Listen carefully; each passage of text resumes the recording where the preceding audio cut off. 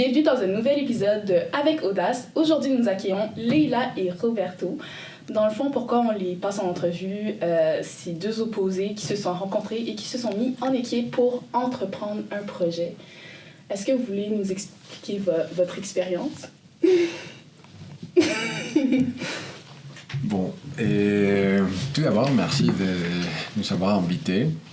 Et j'imagine que tu veux savoir vraiment l'expérience de rencontrer quelqu'un qui a un background un peu inverse à tout ce que j'ai fait dans ma vie, comment est-ce qu'on s'est mis ensemble. La vérité, c'est que pour moi, ça a été juste un moment magnifique dans ma vie parce que je ne m'attendais pas vraiment, je savais comment trouver la bonne personne pour commencer mon projet. Et oui, c'est vrai que normalement, on pense à commencer un projet d'entrepreneuriat avec la bonne idée, avec les bons backgrounds scientifiques. Mais ce que je me suis aperçu, c'est qu'il fallait vraiment la bonne personne à côté, avec les mêmes valeurs, avec la même vision, et aussi une personne qui allait être vraiment amoureuse du projet. Et c'était tout ça que je rencontrais en Leila, et c'était vraiment la chance. Mais moi, c'est pas l'anecdote que j'ai entendue. Moi, j'ai entendu dire que la première fois je la laisse à madame parce que moi, je parle juste des choses que j'ai ressenties. Après l'anecdote, je laisse à madame. Oui.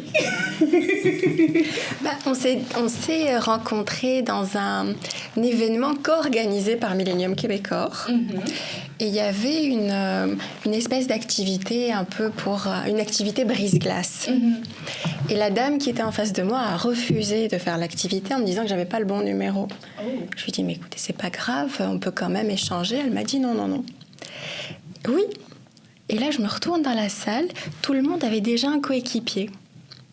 Je suis partie m'asseoir à ma table en me disant « Attends, je ne suis pas venue pour perdre mon temps. Je suis vraiment venue pour entreprendre. » Et là, il y avait Roberto à l'autre bout de la salle qui était assis de dos et je suis allée le tchatcher direct.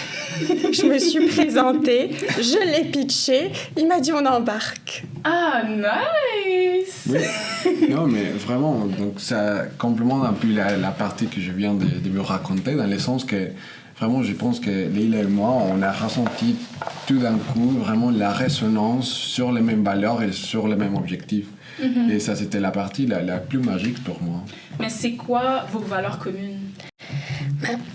Je dirais que quand il m'a parlé de la technologie, déjà, j'ai trouvé ça extraordinaire, redonner de l'autonomie, de la mobilité aux gens. Mais je l'écoutais parler en me disant, bon, je sais pas trop, j'écoute. Et là, il dit, j'ai envie d'avoir une technologie qui soit abordable. Je veux pas vendre quelque chose qui coûte hyper cher. Je veux pas que ce soit discriminant par le prix. Je veux que tout le monde puisse y avoir accès. Et c'est vraiment ça où ça a sonné. C'est dans l'abordabilité. Je me suis dit, ok, donc c'est pas le genre de type qui développe de la tech pour devenir multimillionnaire. Et c'est comme ça qu'on a commencé à travailler ensemble. Et on n'a pas du tout le même esprit. On n'a pas du tout la même façon de raisonner. Okay, mais comment vous vous distinguez par la manière que vous raisonnez? Disons que d'une certaine façon, c'est toujours complémentaire, mais il faut avoir toujours les mêmes objectifs. Donc, pour moi, la partie qui nous amène à être vraiment ensemble, c'est les services aux autres. Donc cette idée ça peut importe si c'est à travers la technologie ou à travers une interaction qu'on a avec un patient, on a toujours envie d'aider, d'être là pour la personne. Mais c'est sûr qu'on a une manifestation différente de ces services pour les personnes. Donc moi, par exemple, parce que j'ai un background un peu plus technique, je suis un peu plus réservé, peut-être je suis un peu plus timide que Leila. Et Leila est, disons, la partie la plus sociale, qui est beaucoup plus confortable avec la tête en public. Mais de toute façon, en sachant qu'on a les mêmes objectifs, on arrive à travailler ensemble. Ça, c'était la formule polie. En réalité, Roberto est très structuré, organisé, et moi, je suis tout le contraire. Ah, d'accord. D'accord. Voilà, j'arrive à exécuter son plan, il a besoin d'un plan.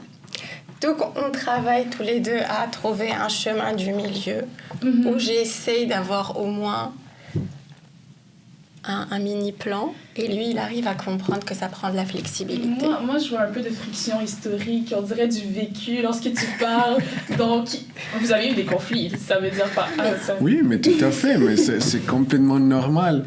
Je comprenais pas vraiment, avant de rencontrer Leïla, pourquoi tout le monde disait que avoir un projet d'entrepreneuriat avec quelqu'un, c'est vraiment comme un mariage.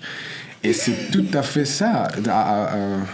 Avec, en gardant un peu les proportions, mais c'est vraiment une interaction où il faut avoir beaucoup de communication et beaucoup de tolérance à la différence.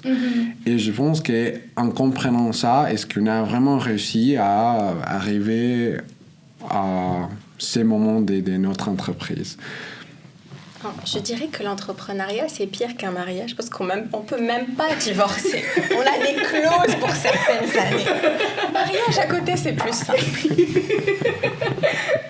D'accord. D'accord, mais dans le fond, comment vous arrivez à vous réconcilier? Comme dans un mariage ou pire. Je dirais que ce qui nous unit, c'est nos valeurs communes. Oui, vous revenez toujours à la base. Exactement. Okay. Et on sait qu'on ne trouvera pas quelqu'un d'autre avec qui ça va matcher. Ah. Donc on s'est dit de toute façon, il faut qu'on trouve une façon de travailler ensemble et de s'entendre parce que j'irai pas faire le projet avec quelqu'un d'autre. C'est magnifique. Et moi, j'ajouterais qu'il faut parler, il faut tout communiquer, soit la partie positive que la partie négative. Si on ne communique pas, c'est pas possible. Ok, je vous ai pas posé des questions sur vos parcours et vos domaines respectifs. Roberto, c'est quoi ton parcours? C'est vraiment un mélange des choses. Et moi, j'ai commencé avec un baccalauréat en génie électronique. Après, j'ai fait un master en génie biomédical et mon doctorat, c'était plutôt sur les domaines des neurosciences, neuroingénierie. Et maintenant, je suis vraiment focalisé, après mon premier postdoc, sur la partie intelligence artificielle. Donc, c'est plutôt un background technique, mais toujours avec les composants d'aider les patients. J'ai eu, et heureusement, la chance de toujours travailler à côté des patients en appliquant toutes ces technologies et toutes les choses que j'ai développées. Et toi, Leïla? Moi, j'ai fait un baccalauréat en sciences politiques. Ah! Je voulais être diplomate. Ah! Oui. J'ai fait un stage en ambassade. Et puis, j'ai fait une maîtrise en administration publique. Et j'ai toujours eu un intérêt pour les politiques de santé. D'accord. Donc, je me serais dit, ce serait de la diplomatie sanitaire dans une grande organisation. Et c'est ce qui m'a poussée à aller vers la maîtrise en santé publique. Oui. Et là, moi, je fais mon doctorat en santé publique et j'apporte la lunette un peu holistique, tout ce qui est santé dans tout... je dirais, comment s'assurer que la technologie que l'on développe, elle est co-construite avec l'ensemble des parties prenantes et qu'elle réponde à un besoin identifié par la communauté elle-même et les patients. D'accord, c'est-à-dire que Roberto... Avec sa technologie, en fait, il y avait une certaine... Est-ce que tu as déjà développé des technologies en santé? Oui, ça appartient un peu à mon parcours dans les doctorats, etc. Et oui, maintenant, on a déjà aussi un prototype qui appartient à l'entreprise. Mais par rapport au prototype que tu as déjà développé sans Leïla, est-ce que tu as constaté que les patients répondaient bien à ces technologies-là ou... Et disons d'un point de vue technique et scientifique, oui, et c'est pour ça qu'on a eu la chance d'avoir du financement dans l'entreprise. Mais c'est vrai que la partie clé qui est vraiment prendre la technologie et la faire sortir de l'académie, d'un laboratoire, pour vraiment aller l'implanter dans la société, c'est vraiment un parcours que c'est pas du tout évident et il fallait vraiment avoir quelqu'un qui connaissait un peu ce type de choses. Et c'est là où Leïla vient avec son expertise à vraiment aider l'entreprise à implanter la technologie, à la faire sortir, à la faire utiliser. Ouais. Dans le fond, Leïla, tu fais un peu de communication. Exactement. Nous, ce qu'on développe, c'est une communauté collaborative avec plusieurs fondations et associations. Et donc, on co-crée la technologie avec eux. Et ils nous accompagnent de l'idéation, ça va aller jusqu'à la commercialisation. C'est incroyable. Moi, je rêverais aussi d'avoir une équipe comme vous, mais je suis toujours à la recherche. En tout cas, est-ce que vous avez quelque chose à dire à la communauté étudiante, un conseil? Moi, je dirais qu'il faut toujours risquer. Parce que, bon, déjà, commencer un projet d'entrepreneuriat, c'est vraiment synonyme des défis, des challenges, des trucs qu'on ne s'attend pas. Mais c'est ça, un peu la beauté de l'aventure d'entreprendre. Et c'est pas du tout évident, encore une fois, trouver de l'argent, trouver les bons cofondateurs, cofondatrices. Mais si on ne risque pas, c'est impossible vraiment de gagner. Et toi, Leila? Je reprends le slogan de Millennium, oser entreprendre. D'accord.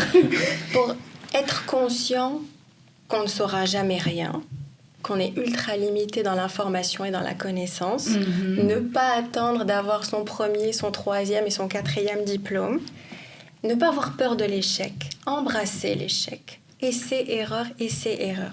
C'est vraiment une question de continuité et de persévérance. Il n'y a pas de secret.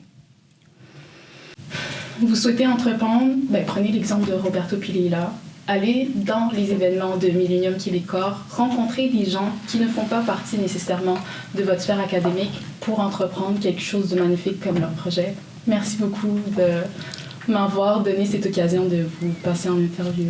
Merci à toi, Vanessa, pour l'invitation. Ça a été un plaisir. Nice. Si vous avez aimé le contenu, partagez, likez, abonnez-vous et c'est terminé.